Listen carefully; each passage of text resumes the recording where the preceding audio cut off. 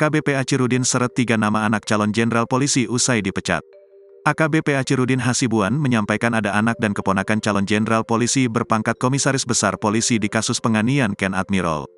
Di antaranya ialah Muhammad Kasmal Salipu, anak Muhammad Rendra Salipu, mantan Kapolres Binjai, mantan Dansat Brimob Polda Kepri yang kini sedang mengikuti pendidikan Sespimti Polri. Dalam rekonstruksi yang digelar di Polda Sumut, Hasmal menjadi saksi penganiayaan yang dilakukan Aditya Hasibuan terhadap Ken Admirol.